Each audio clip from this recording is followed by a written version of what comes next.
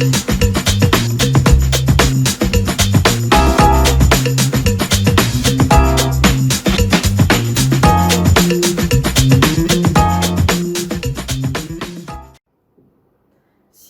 selamat pagi Bapak Ibu dan teman-teman semuanya.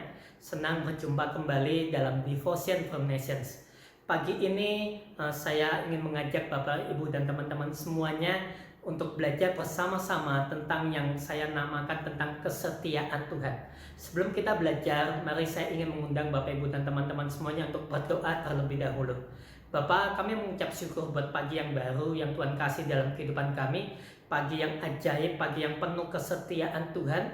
Biar hari ini kami boleh mengalami kebaikan Tuhan, mengalami kasih setia Tuhan yang tidak berkenan, berkesudahan dalam kehidupan kami. Kami berdoa tangan-Mu yang terus ada membimbing, menuntun kami, dan terus membawa kami berjalan dari kemenangan kepada kemenangan. Terima kasih Tuhan Yesus, di dalam nama-Mu kami berdoa dan bersyukur. Amin.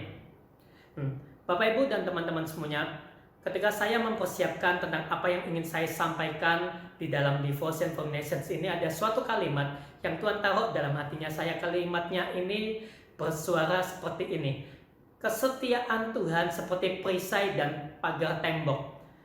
Suara ini berulang kali muncul dalam hatinya saya. Ketika saya mendengarkan ini, saya mengaminkan bahwa kesetiaan Tuhan sungguh seperti perisai di sekelilingnya kita dan seperti pagar tembok yang melindungi setiap kita. Saya percaya bahwa pagi ini Tuhan juga berfirman, Tuhan juga berkata kepada setiap Anda bahwa Tuhan yang kita sembah adalah Tuhan yang setia. Kesetiaannya Dia itu seperti perisai. Kesetiaannya Tuhan itu tuh seperti pagar tembok yang melindungi kita, yang menjaga setiap Anda dan saya untuk kita tidak keluar sedikit pun dari kesetiaannya Tuhan. Saya berdoa bahwa apapun yang sedang Anda dan saya alami saat-saat ini, itu tidak menggoyahkan iman kita. Kita tetap percaya bahwa Dia adalah Tuhan yang setia. Dia nggak pernah meninggalkan kita, dan setiap janji yang pernah Tuhan ucapkan dalam kehidupannya kita, Dia tidak akan pernah lalai dan Dia tidak akan pernah terlambat untuk menggenapi setiap janjinya dalam kehidupannya kita. Di dalam Mazmur 91 di sana dikatakan bahwa kesetiaannya ialah perisai dan pagar tembok. Ketika saya melihat dalam Mazmur 91, ini merupakan salah satu Mazmur yang begitu terkenal dalam beberapa bulan terakhir ini, dan ada satu kalimat ini: kesetiaan Tuhan itu tuh seperti pagar tembok. Ketika Anda dan saya ada di dalam kesetiaannya Tuhan, saya percaya tidak ada siapapun atau apapun yang dapat menyentuh kehidupannya kita. Kita akan merasa aman, kita akan merasa damai, kita akan merasa shalom, karena ada kesetiaan Tuhan yang menguasai kehidupannya kita.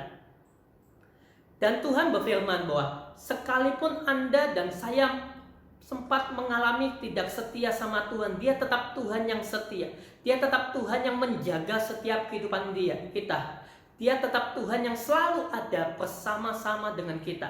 Tapi kesetiaan Tuhan perlu kita meresponi dengan cara yang aktif. Kita tidak hanya menerima bahwa kesetiaan Tuhan, yes, Tuhan itu setia, kemudian kita hanya tinggal terima dan kita bisa sembarangan hidup. Kita bisa hidup seenaknya, kita bisa menikmati hypergrace. Bukan itu yang dimaksud kesetiaan Tuhan. Tapi selama Anda dan saya meresponi kesetiaan Tuhan, saya percaya Dia akan berjaga-jaga dalam kehidupannya kita seperti perisai dan pagar tembok.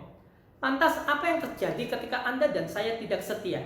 Saya teringat dalam kisah anak bungsu, anak yang hilang.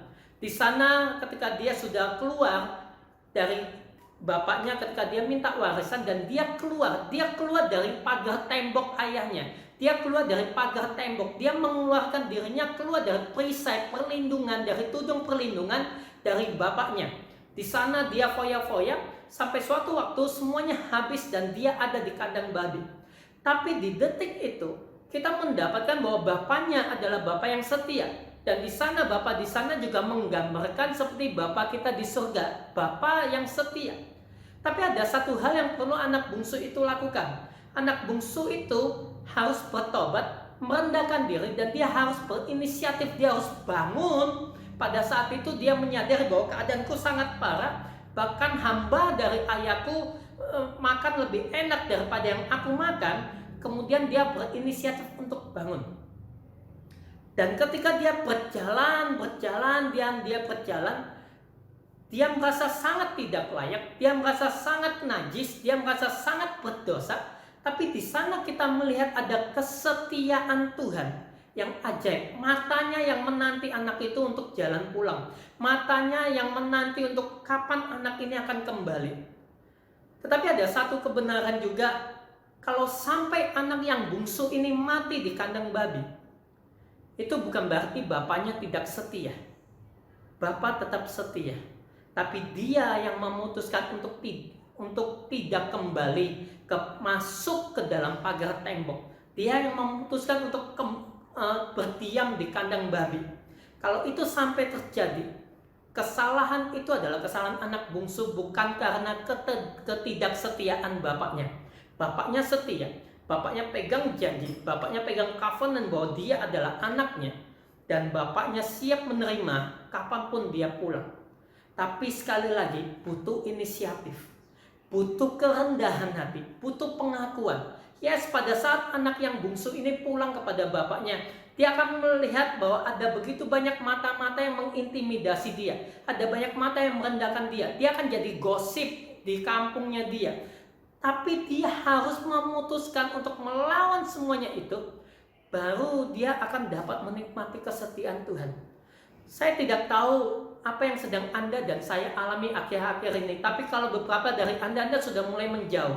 Anda melihat bahwa di mana Tuhan, engkau tidak lagi menikmati yang namanya pagar tembok kesetiaan Tuhan. Kau tidak lagi menikmati yang namanya perisai.